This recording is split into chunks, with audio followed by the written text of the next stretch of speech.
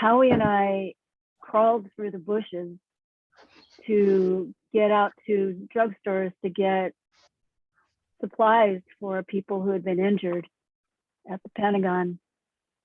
And coming back to Kent, there was no mention of any of this stuff in the newspapers. There was no mention of the brutality that we faced there.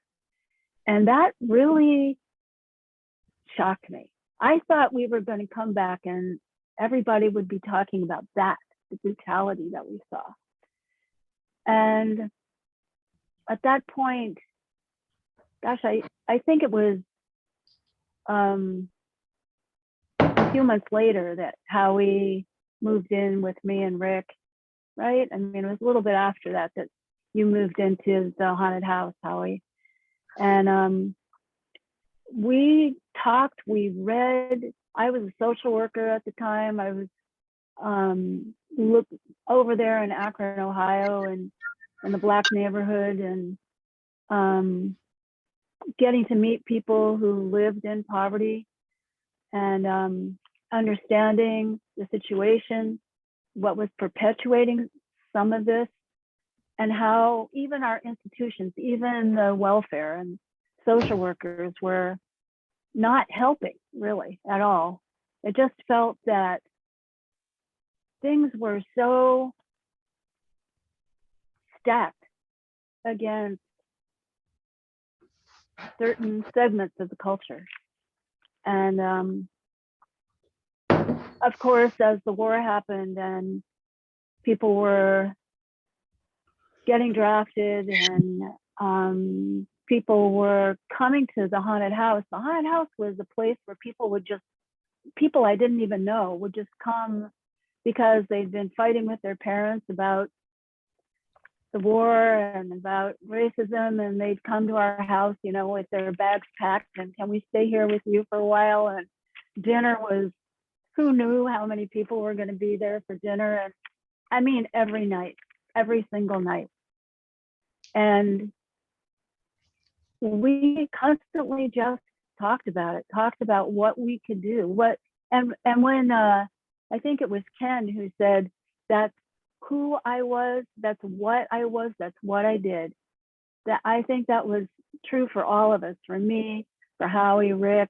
I mean, for a lot of people, all we were about was every word out of our mouth, every action was thinking about how we could advance a better world, a better situation than what we were seeing. Yeah, I'd like to ask the same question to maybe Sehar, maybe on a personal level, and also like, how do current students become politically activated, I suppose? Oh gosh. Well, I guess my story is like not as exciting as Candy or Howie, but starting off at Kent as a freshman, I think I was just your normal average student, but some of the people in like the social circles that I was moving in were more like student activists. That's where I got introduced to like Students for Justice in Palestine. Those were like politics that I was aware of in high school as well, because a lot of my friends were Arabs, and so I was really aware of like U.S. intervention in the Middle East, and so that was something that I was fully aware of, and so I started getting involved with groups like that, and then eventually I met more leftist students, students who were in Young Democratic Socialists of America, and so those were spaces that I was definitely more active in. And then about 2 years ago, SDS kind of popped on my radar. And so that's how I'm here today. But yeah, what was the second part of your question? I missed that. How would you say other students, just in general, become politically active at Kent? Geez, let me think. I think maybe similar to me, like you end up meeting people who challenge the way that you have grown up thinking.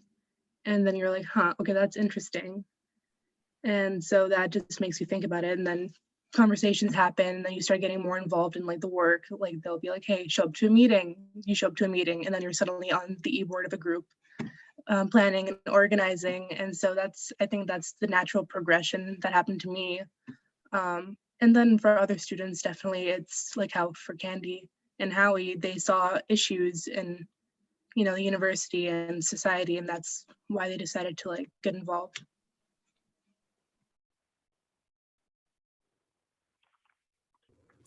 Yeah.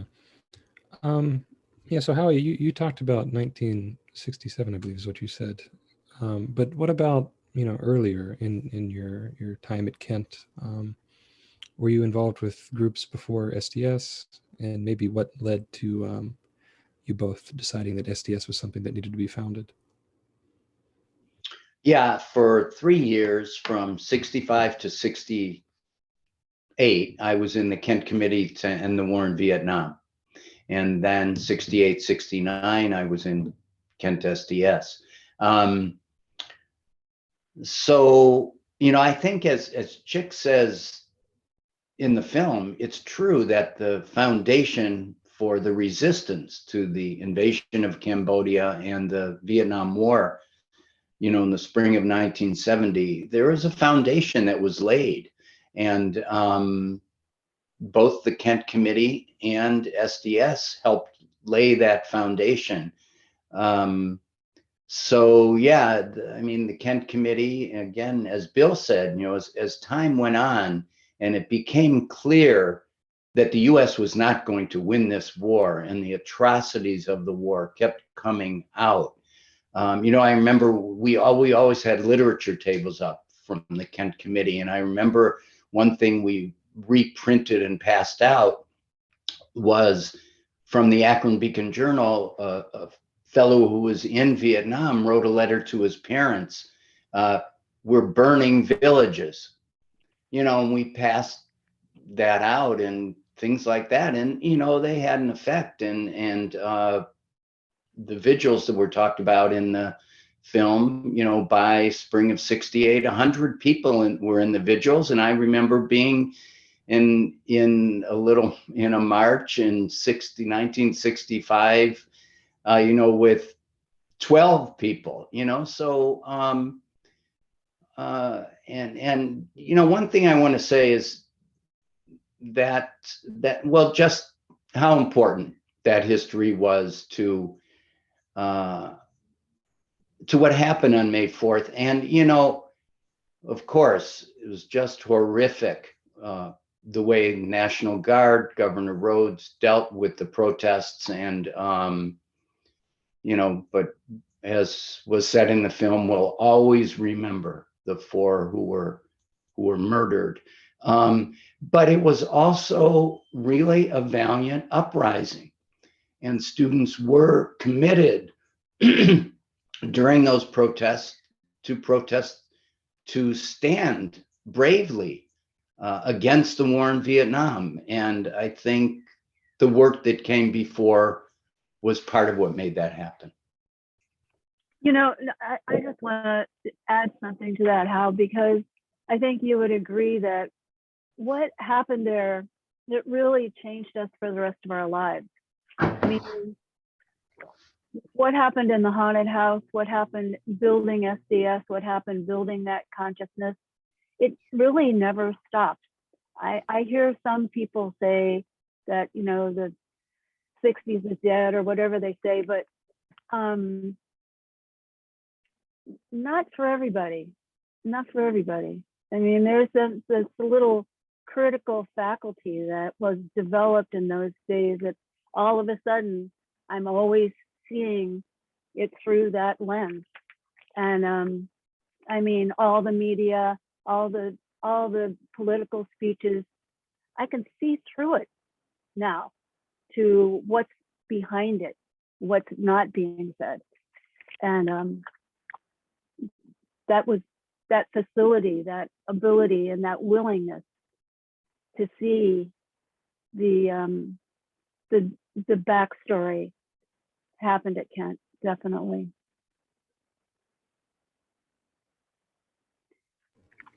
Yeah. And, I've read a bit about the Kent Committee, and I understand that they did a number of protests and marches. I think that there was Dow Chemical was coming to campus, and there was a protest around that you spoke at, Howie. But yeah, so what really made you all decide that the committee was no longer,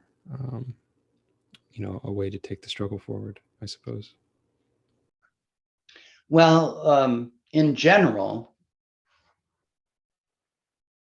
what caused us to form an SDS chapter at Kent State was we were really serious about all this. And yeah, what you're saying, Candy, is right to the point.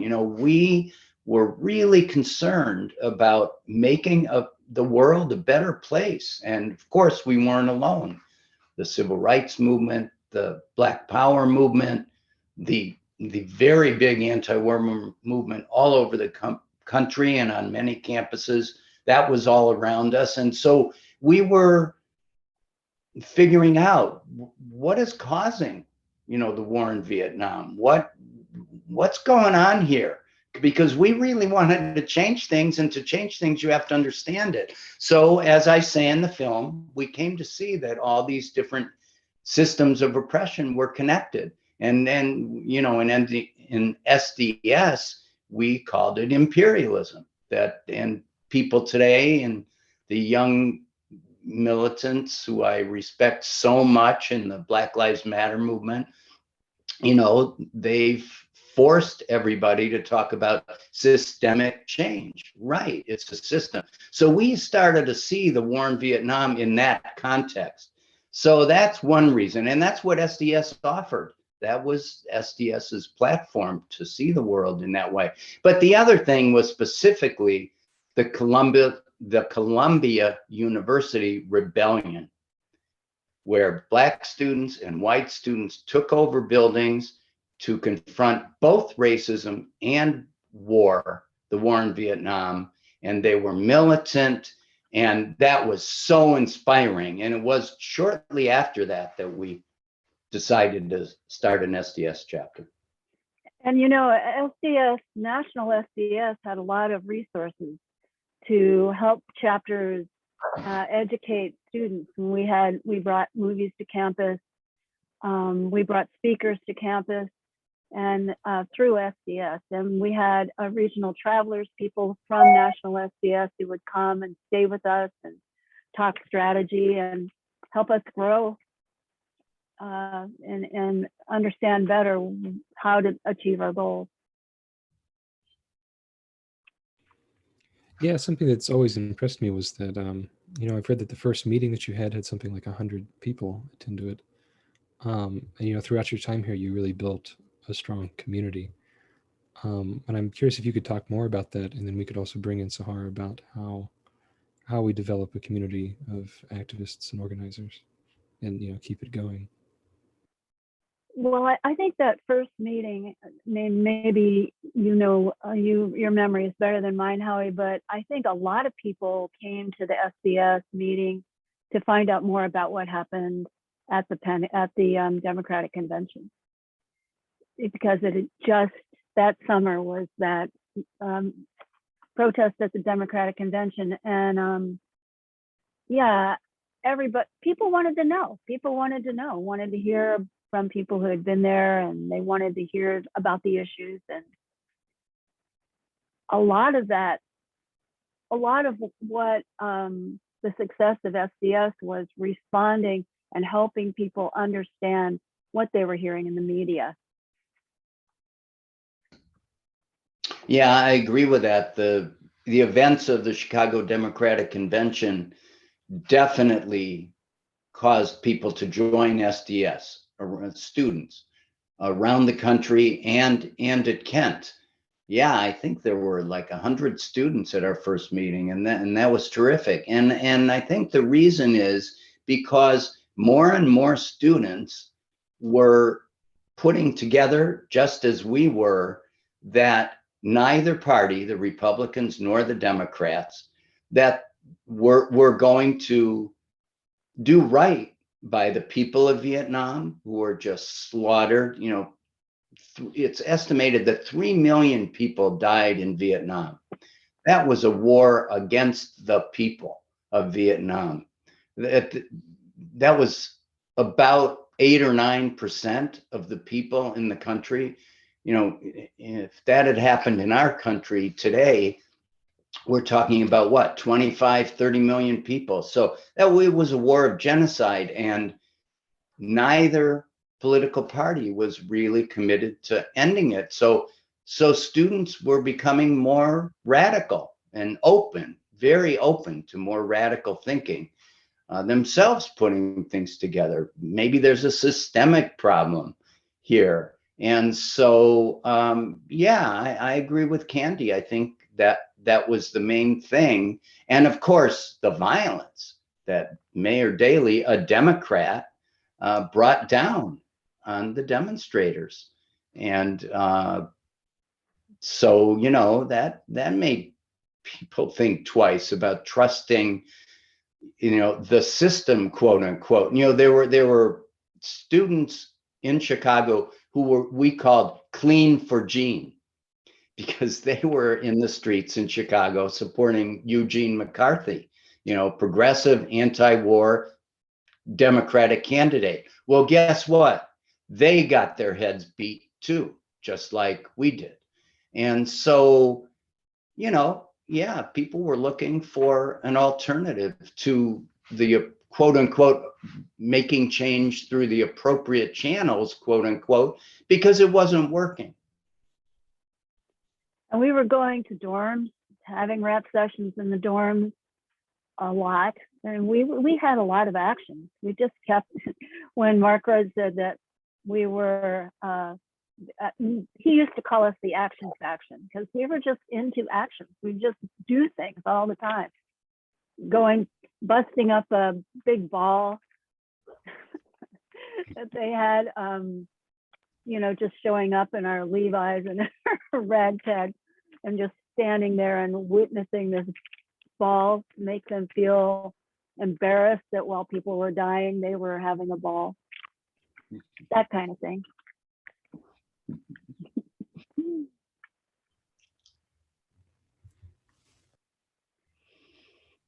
I think, what do you guys do now, Sehar? Do you know what SDS is doing? Yeah, SDS today, I'm trying to think of how to like transition into this. Okay, first, before I start talking about like SDS today, I guess, because SDS was more recently revived in the past couple of years, and before that, there wasn't an active SDS chapter at Kent, because it was what we've seen. And I think that what had happened was that there are a lot of different student organizations at Kent State, and they all have many different issues that they all address. Like we have YDSA, we have SJP, very different, like, and USAS, United Students Against Sweatshops, we have very different focuses. And so sometimes we all have like the same idea, but we're all working like parallel to each other. We're all working on the same projects, but like not working together. And so I've noticed that there's like, we need to like work together.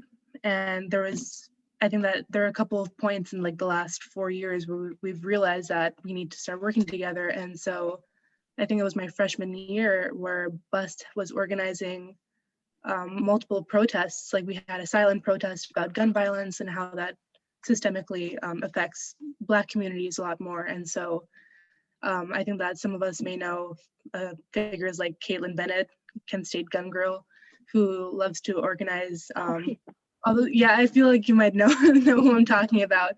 But she had organized a gun rally at Kent a couple of years ago, and so that was a big thing, and like a lot of student organizers came together and were like, hey, we know she's gonna organize this, how do we deal with this? So like there was a lot of back and forth. Not everyone agreed on how to deal with it. There were some people who were obviously more, you know, passive. They're like, we shouldn't show up at all, let them organize how they're going to organize, don't show up, don't get involved. And then we also had to look at the safety of other students, like how we saw in the film right now, how Black students had to be a lot more careful then. They still need to be careful today. Like Patrick, who was the former bus president at the time, he said that Black students can't be involved in this. And so we made a concerted effort to make sure that no Black students were actively in that space, although definitely there were some who were there. But we tried our best to make sure that they wouldn't get caught in the crossfire if there was any at all. But just events like that made us realize that we had to like collectively work together to achieve, you know, the goal that we had in mind in the end. But I guess transitioning to SDS today, well, last year we actually worked on a set of demands, the 4 demands that we had proposed to the university. And actually it was quite exciting for me, honestly, because I was talking to Colt. This was the first time that I'd met him, actually. We met at a workshop on how to organize protests. And so I was saying that like we really need like a student coalition. And he's just like, oh, okay, let's talk about this. And so that was when like at least 10 organizations all came together, and we set up the demands and we brought them to the university. And that was so symbolic, especially having like BUS and SDS like given those demands and talked to the administration. So the demands included returning May 4th to the students, getting Aramark off campus, you know, rights for student workers, a livable wage, and then emphasizing and actually working on resources for students like health and safety, especially with mental health.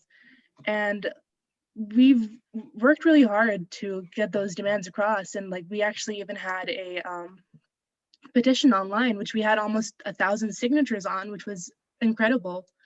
And I guess today, like we've seen that Aramark is no longer on campus. The university has cut off their ties with them, which is great. That's wonderful. And there's also like efforts to increase mental health resources. So we're making strides, I think. I don't know, I went off on a bit of a tangent. I don't know if I Good for answered you, your not at question all. right, Yes, exactly. Good for you. That work is terrific work. And my understanding is you doubled through your initiatives and your protest. The university doubled the number of mental health counselors for the students from 4 to 8. And COVID still is raging, but it was raging when you presented the demands. And you know, yeah, Aramark, it's really important that you hold those victories and remember them, because I don't have to tell you, you know, you don't always win. And so, sure. but your movement made a difference, and movements do make a difference, even though, you know, the powers that be try to make us feel that they don't.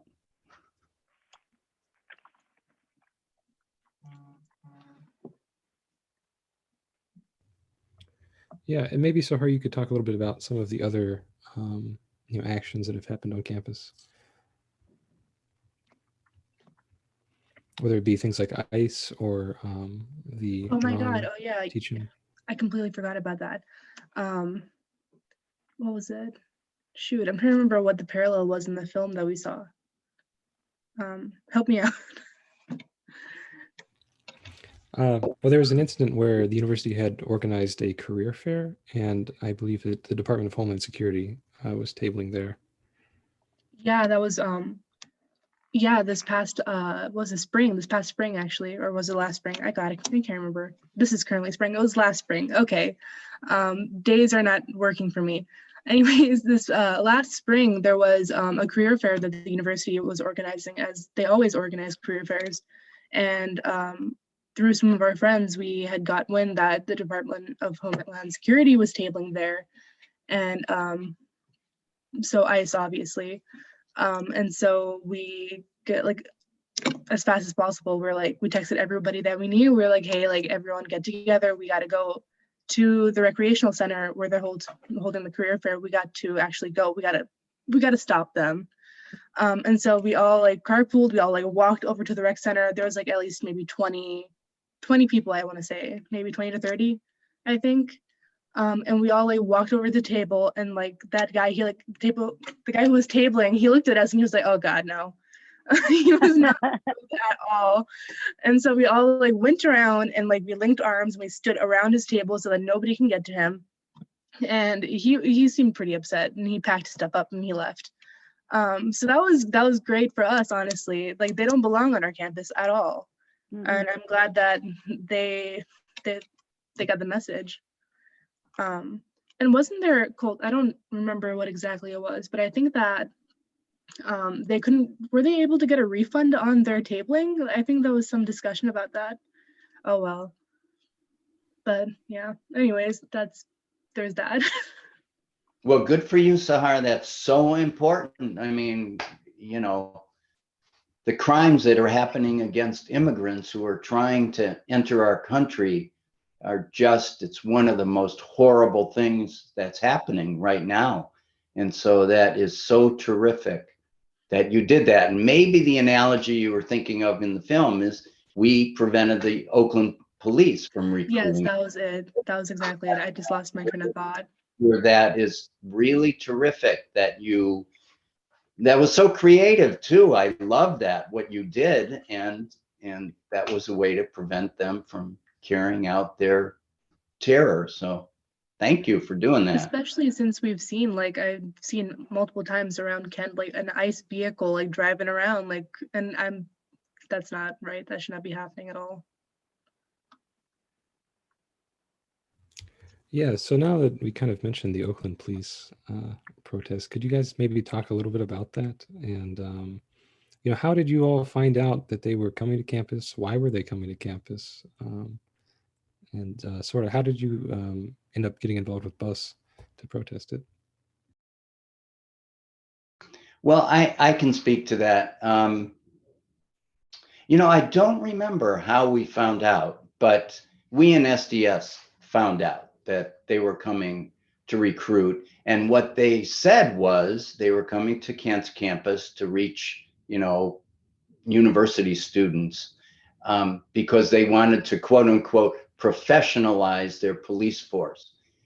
And, you know, I think the way the oppressive forces in the system we live under keep their eye on their own ball and improving the way that they carry out their repressive and oppressive forces, you know, it's real, you know, and they work hard at that. That's why we all have to work hard at countering their efforts and trying to create a more just world. But so that's why they said they were going to come. Of course, that's a smokescreen for just being more lethal, maybe more smarter, but smarter in order to be lethal against, at that point, the Black community in Oakland. So we went to BUS.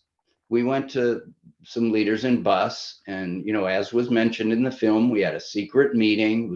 We kept it very quiet, and we asked them, you know, what do you think about carrying out a protest together? And they said yes. And we proposed, you know, going into the building and you know, stopping the recruiting. And they said yes, we will do it on one condition, that you go in first. And we totally got that. You know, just what you were saying, Sahar, a minute ago, you know, Black people faced incredible repression in the 1960s and 70s. There are still former Black Panthers who are in prison. You know, it's just unreal. You know, Mumia Abu Jamal, Sundiata Kohli, and you know, the movie about Fred Hampton, you know, he was murdered in his sleep. So that's what was happening. So we understood that, and that's what happened. We went in first, and BUS went in, and that was such a terrific action because there was, you know, we were working together and we actually stopped them. And because of the brave actions of the BUS folks and their walkout, you know, the sanctions that were going to come down, both against BUS leaders and SDS leaders, were prevented. And I think also it's probably worth saying that we learned, at least I did, learned that our place was in support of those Black organizations that we felt were doing the right thing, rather than our job being organizing in the Black communities. You know, our job was to be behind the people who were already doing that organizing.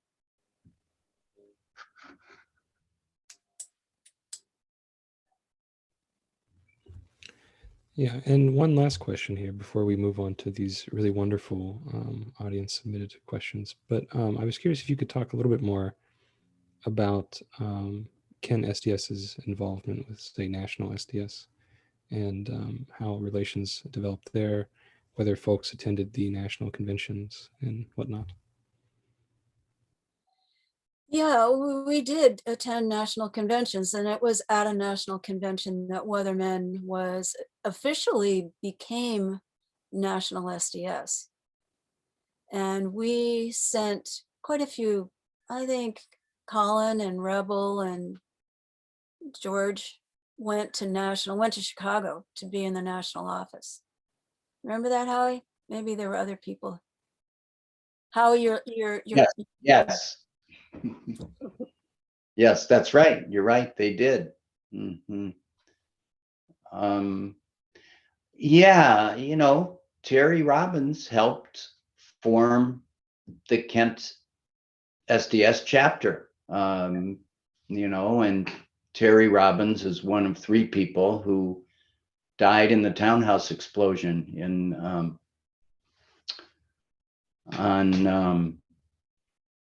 oh geez, I can't believe April 6th, 1970. And that was a horrible event, and a lot more could be talked about that and why that happened. But you know, I'll just share something personal, which is, you know, Terry was a real mentor for me. He and I and Kathy Boudin, an important national SDS organizer, worked in the Cleveland Draft Resistance Union together in the summer of 1968. And that was actually the group I went to the Chicago Democratic Convention protests with. And Terry suggested, well, and there was a trip to Budapest on the part of a number of anti-war activists who met with the North Vietnamese and members of the National Liberation Front of South Vietnam, so-called Viet Cong. And Terry actually nominated me to be one of the people who would go on that trip. And I did. And that changed my life. I mean, that's when I decided, yes, I'm just going to be an organizer for justice and against the war in Vietnam and against racism. And no, I'm not going to go back to school for real to be a senior and complete my studies. And so Terry was there from the beginning, and he was a national leader in SDS, but he was a regional traveler who worked in Ohio. And yeah, you know, as Candy was alluding to, at the 1969 National SDS Convention, and a number of us were there,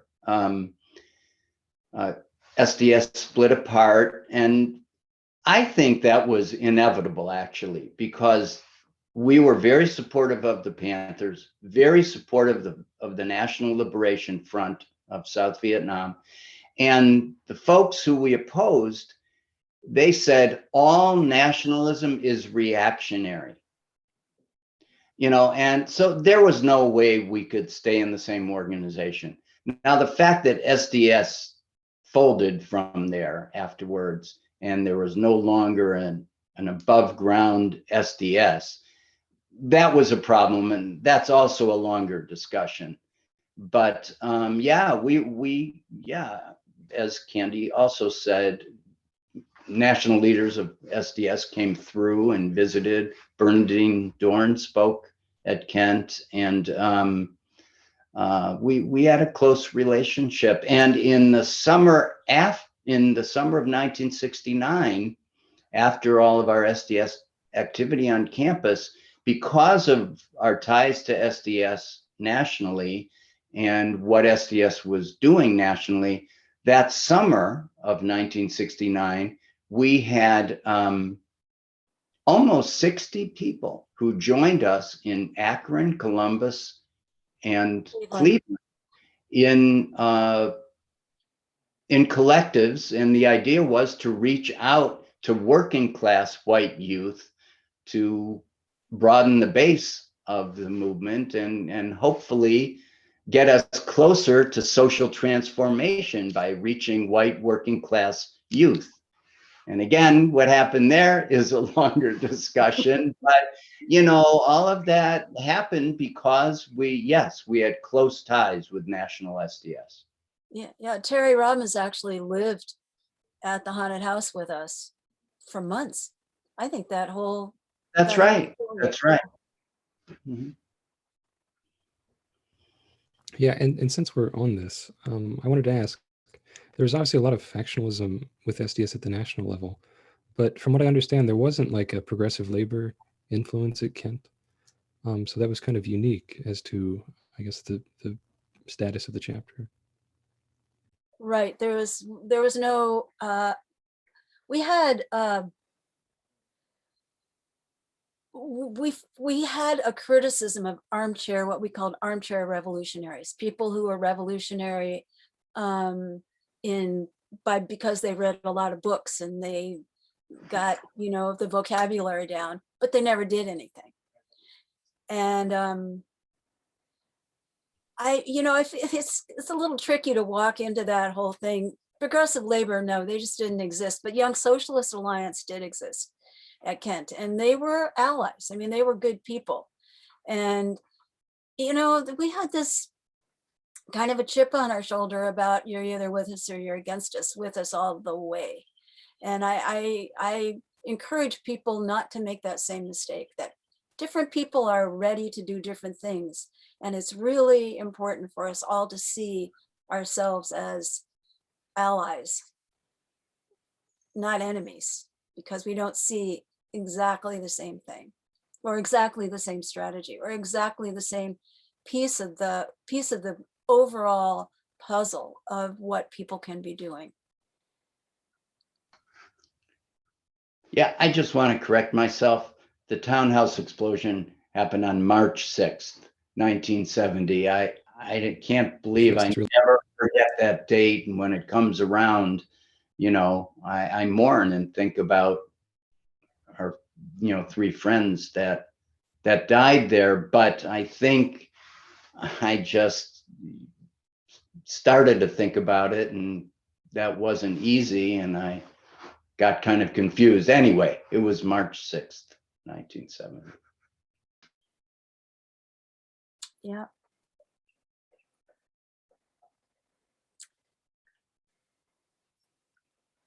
You know, if it's okay, Thank Cole, I had a question. I have a question for Sehar, which is, I hear people say, you know, that it's harder for students to be activists on campus these days. And it was interesting to me that you took some risks there when you formed your circle around the ICE representative and stopped that person from recruiting. That's risking arrest, really, or some kind of university sanction. And I appreciate that. But what I hear is it's harder for students to be active these days because the stakes are higher for students these days in terms of just financial success. You know, in the 60s, it was a booming time for many people anyway, not everybody in this country, but for those of us who were students at Kent, you know, it was. And so what do you think of the potential for student activism at Kent? And what are you all trying to do in SDS these days, you know, and what do you think are the obstacles? And you think, is that one that students are hesitant to take risks and get involved in things because they feel they need to focus on their studies and, you know, get a degree to help advance their lives? Yeah, I think that sometimes, I feel like sometimes there are students who just don't realize that there are opportunities for them to get active and, organizing on campus even because, whenever you're so focused on your courses and you don't like look around and see what there's no, like there is potential, but people don't realize it sometimes. But I definitely do agree that there are barriers to student activists sometimes. For example, like I've been much more active with Students for Justice in Palestine, and I know that a lot of students who have been very vocal against, the Israeli occupation, they get blacklisted on different websites like Canary Mission. I had an acquaintance who was pursuing like was it integrated social studies major, and he was struggling to hold on to his student teaching jobs because students would find out that he was blacklisted and he couldn't hold on to those positions. So there are a lot of barriers for students to actively speak out against certain things, specifically, like I said, the Israeli occupation. But I lost my train of thought now. But no, I think that there is potential. There is definitely potential because especially given with COVID, we've had to go virtual for a lot of things. And surprisingly, SDS membership went up after COVID. So I like to tell Cold, like, I don't know how that happened, honestly, because like a lot of student organizations were struggling to get membership pre-COVID, but after COVID, since I don't know what happened, people were interested, I guess. So I think that if we continue to tell the history of Kent State and students are made aware of, our roots, essentially, right? Kent SDS in the 70s, it was so important. And we learn about, the history of May 4th much more passively now through like different FYE courses. We have the May 4th Memorial Center. But getting to speak to people like you and Candy and actually like hearing the stories and learning about all the work you put in, it's inspiring and it makes me want to do a lot more. So yeah. What was the student response to George Floyd? Oh yeah, now that you mention it, it was really strong actually. Black United Students, they organized a protest, a walk actually across campus into the police station in Kent, and they had a huge turnout actually. There was a lot of support, which was amazing to see.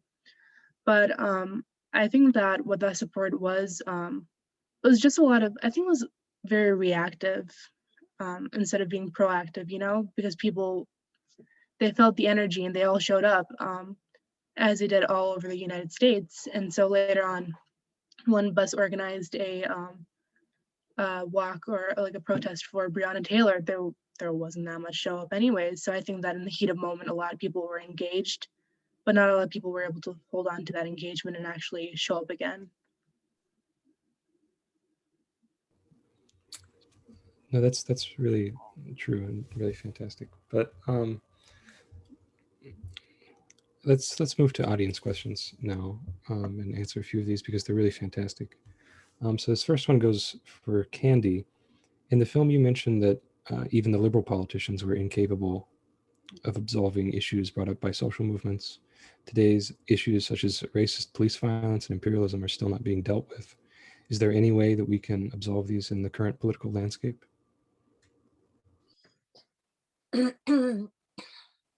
I really,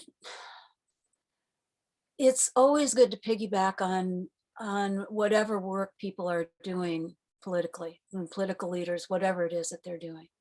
But I think that it's really important for us around, let's just take an issue like reforming police department.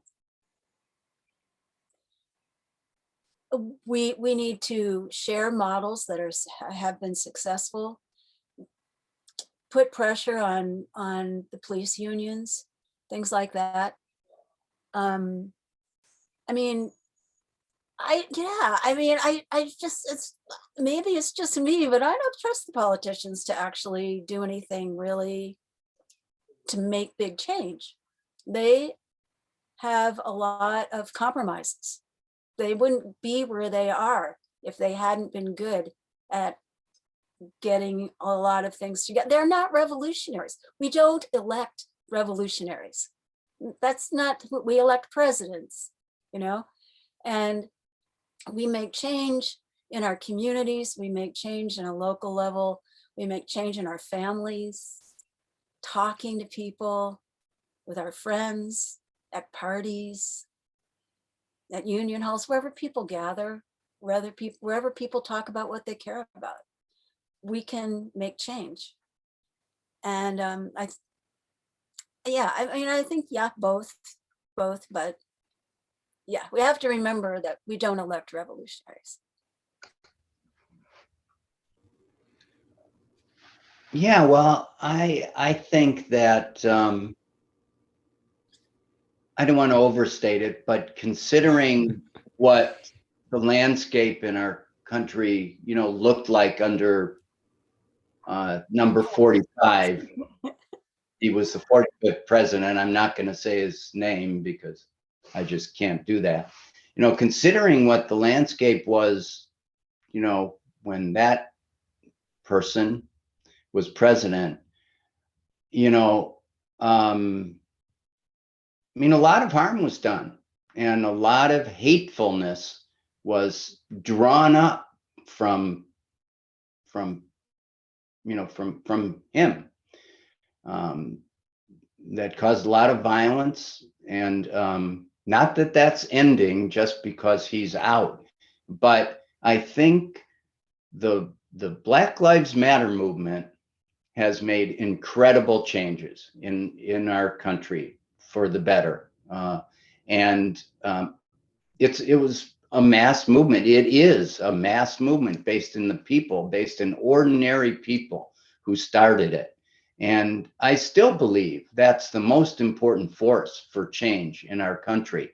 And I believe, so Stacey Abrams and the other, I was just going to say, Black folks in Georgia who, now from Georgia, a Black man and a Jew represent Georgia in Congress. I mean, that's kind of amazing. And so, even in the electoral arena, there are changes being made, forced by mass movements. And Derek Chauvin wouldn't have been found guilty on all 3 counts had it not been for the mass movements. It was the Black Lives Matter movement that caused that to happen. And I just want to say, the police who testified against Derek Chauvin, of course, that's positive, but they don't get the credit because after George Floyd was killed, from the Minneapolis Police Department, there was a statement, not just from a few cops, from the department. It said, physical problems caused George Floyd to die. And then they were forced to change their tune because of the pressure. And so it's not easy, as John Lewis said in the film, it's a long-term struggle to really make the kind of change Candy's talking about, like real change, transformative change, where people come first. And, but so, yeah, that would be my answer. Yeah, and just on this note, I sincerely hope people tune into our Monday evening event with Frank Chapman, who has been, intimately involved in the George Floyd movement, and is going to talk a lot about CPAC, which is the movement for a Civilian Police Accountability Council, to combat a lot of these issues of police crimes. So thank you to Bryce for that excellent question, I think. Moving on to another question. Thank you, panelists. Howie and Candy, I didn't know you had both gone to the Pentagon protest. My understanding, which could be wrong, is that the protest at the Pentagon had a period of time where protesters really spoke with guards at the location. I heard that responses were mixed. Some were awakening to the guards. Some responses were extremely opposed to the protesters. Did you have any of these conversations? Can you recall anything from them that struck you as memorable, especially memories that indicated some of the guards were changing their minds? I don't. Do you, Howie? Well, what I remember, and now I'm going to get emotional, is what I do remember about that is being in a line of protesters outside the Pentagon and, you know, confronting, being very close to National Guardsmen with their, you know, rifles with bayonets out. And I remember someone, you know, putting a flower into one of the rifles. So, you know, whenever I hear that quote from Alison Krauss, you know, flowers are better than bullets, I think of that.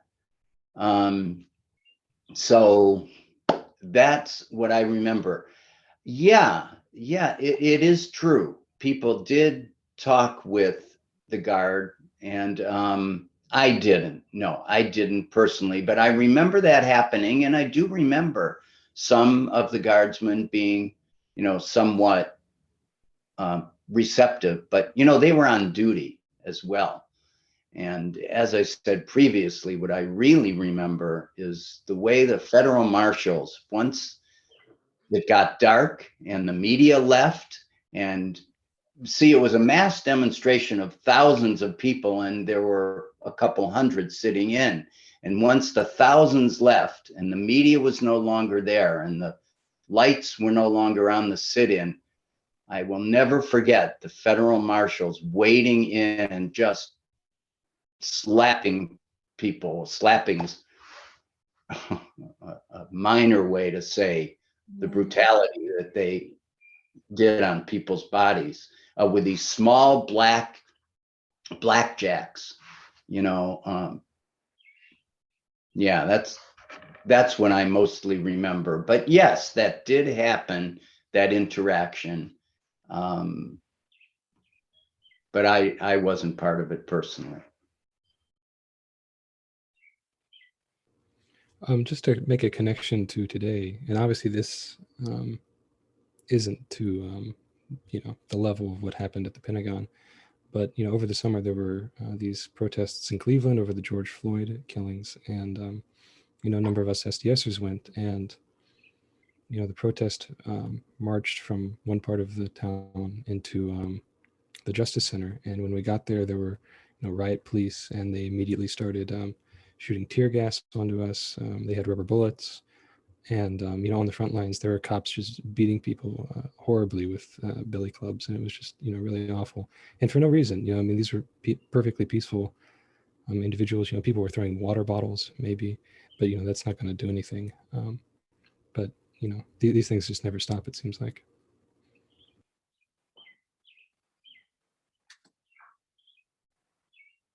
Moving to the next question. For Howie. Hi, Howie. It's Janet. In the film, you guys talk a lot about how you felt compelled by what you were seeing around your community and the country abroad. But one of the problems I faced in organizing my coworkers is getting people willing to fight. A lot of the time, we're willing to accept or at least passively complain about workplace issues, and sometimes it's difficult to push past that and get people willing to join together and push back. So my question to all of you is, how have you rallied people, and what advice might you give people like me who face the obstacle of signing acceptance of our conditions? I don't know what you're going to say, Howie, but I think that a lot of times we just basically talk to people about their responsibility.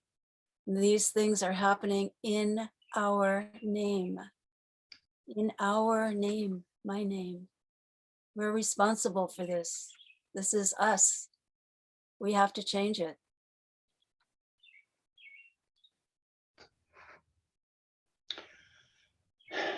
Yeah, well, it's tough. I remember even, you know, when the media has articles about the 1960s, they make it seem like everyone was an activist and everyone cared about racism and everyone cared about the war in Vietnam, and nothing could be further from the truth. And we felt during the 60s that apathy was our biggest enemy. You know, for every student who would talk to us, you know, I don't know, 5 would walk by at least. I'm probably being generous, but it's a long time ago. It's 50 years ago. So, you know, so I think that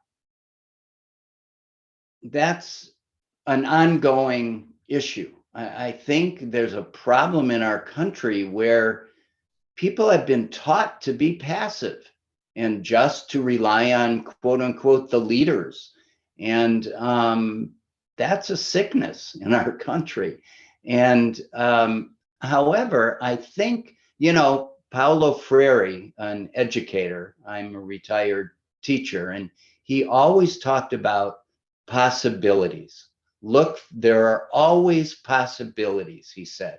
And I think that's true. And actually, at this time, given how, you know, in many ways, it was people of color, in particular, Black people, but also Indigenous people and Latinx folks who caused Trump to be thrown out and for Biden to become president. And believe me, you know, like Biden's foreign policy is no good. He's not going far enough in many ways. You know, what about getting police violence against Black and Latinx and other people of color under control? He's made statements about that, but I don't see anything being done. So, you know, but I think what I'm trying to get at is there are conditions today that are positive for us because they're really active. There are many active people in organizations, especially young people. You and other young people are the fire behind the movement that's happening right now on many fronts about immigration, about violence against Black and other people of color. And I'd say try to hook up with people from other organizations. You know, at your workplace, find other people who's the one other person who might be like-minded and go from there and talk about what you want to try to achieve. And I agree with Candy, talk to people, just talk to them about where are they at about these issues and the need for all of us to make change. If change is going to be made, you know, we all are going to have to do it. And I'd ask the same thing of you, Sehar, like what are you all trying to do, I guess, on campus to reach students? Yeah, I was actually going to piggyback off of that, but not specifically to campus stuff, but like in general, because I don't have much to say on campus issues specifically on this. But I think that like a lot of people suffer from like bystander effect, where they're like, oh, I see an issue, but I think someone else will take care of it. And what then ends up happening is that the organizers who do try to take care of it typically are like BIPOC folk who end up getting burnt out then. And then we see the same vicious cycle again. We see the issue and we see BIPOC organizers fighting to dismantle the problems that they're seeing and then again burnout. So I think that, like Candy said, that if you see people who are organizing, support them. And I think that we need that, especially from a lot of white allies, like people who are passive. I feel like they need to definitely step up and see where they can help. Because I think Candy also mentioned this earlier, that people have different capacities. Like not everyone can do the same amount of work in the same capacity. So I think that acknowledging that and even doing as little or as most as you can is important. So.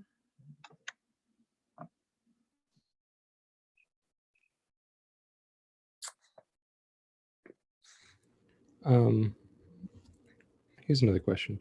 So to everyone, obviously the university was incredibly repressive against you all in 1968. Howie, I believe you spent 6 months in the Portage County Jail, and Candy, you ended up doing 45 days, I think, as a result of your organizing. Do you think that this has changed any over the years, and this goes out to Sehar as well, or are they still this repressive on student organizers? Well, I don't know about student organizers, but here in Eugene, there's a pretty active anti-logging ecological group and earth firsters, and those people went to jail for a lot longer than we ever did, for things that are similar to what we did. So I think it's even more dangerous now. Although at the same time, what Howie said before about there being a lot of allies, there are a lot more allies now than there were back in the day. I mean, Howie's right. There were, I mean, that was the people who would come to the haunted house were a lot of kids who couldn't go home. Their parents kicked them out. You know, that generation gap was happening, and the people who were born in the 40s and the 50s couldn't really talk very well to the generation before them. And that was very, very hard. It was hard for us. And plus, you know, I mean, I could just go on and on forever, but yeah, I do have to leave pretty soon, so I don't want to just babble. Yeah, and I think we'll definitely try to wrap up here in a few minutes, but maybe Sehar, you could talk about what things are like on the university these days. I think that today we definitely haven't organized in the capacity that SDS did in the 70s. So it's definitely a lot more different, but I think that some examples of repression that I can think of would be forms of censorship. For example, like this film screening, we had so many issues trying to set this screening up to begin with. So that in itself is a barrier that we've had. Meeting with administration, like the different like hoops and circles that we've had to go through to talk to this person, talk to this person, talk to that person.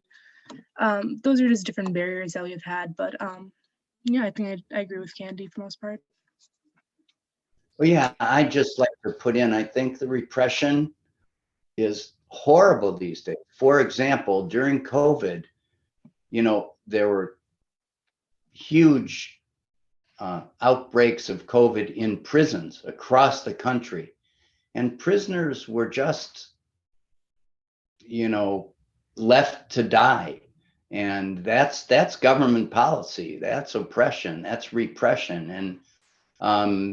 And as we know, Black and brown people are disproportionately in prison in this country due to the policy of mass incarceration, which started in the 1990s. And, you know, and the former political prisoners I mentioned earlier, you know, like Mumia Abu Jamal, they're really trying to kill him in prison without him facing the death penalty. He recently had to have heart surgery. Previous to that, he had. So, you know, yeah, I think the repressive forces are still very much at work. And you know, what is this massive amount of police violence against Black and brown communities, if not the same repression and oppression? Because I actually believe that what the reason that the police act like that in Black and brown communities is to keep Black and brown people down, to keep them from, you know, rising up and forging struggle against the horrible conditions that they face in employment, housing, you name it. And so, yeah, I think, you know, and the right wing is getting more active. And so, yeah, it's a time to fear violent government repression and violent repression from the right wing. Absolutely. Well, I think we can wrap it up here. I want to thank all of you for participating in this, not only our panelists, who I thought did phenomenally, but also everyone who tuned in. And for the folks that are here, we have, a number of events still planned for the weekend, so definitely tune in for that. And of course, tomorrow, Candy and Sehar are hosting a wonderful event that maybe, Sehar, you could just give a little blurb about. Oh yeah, for sure. So tomorrow, Kenny and I are hosting a discussion on what it means to be a minority in an organizing space, especially Candy being, one of the only, women organizers that we've seen, especially in the film. What it was like to organize in a predominantly male space, and for myself being like a queer woman of color, being in a predominantly male organizing space again to this day. So yeah, it's just a discussion space meant for queer, BIPOC, and women of color. But yeah, so Cold, you're not invited, unfortunately. But And yeah, what time so is it? it's at 5 p.m. No, 4 p.m. Eastern time. Yes. But yeah, please feel free to tune in. We'd love And to it's have for you. everybody. You don't need to be Yeah, you do not need to be a Kent State student to join that one. So if you have any friends or family who are interested in joining, feel free to join us. Yeah, and definitely keep an eye out on our social media platforms. Everything is Kent State SDS if you want to stay in touch. So thanks everybody for being here and for such a wonderful event. Well, thank you for having us. Yeah, thank you so much for And all of this and all and that for- you do. Exactly, and for your work.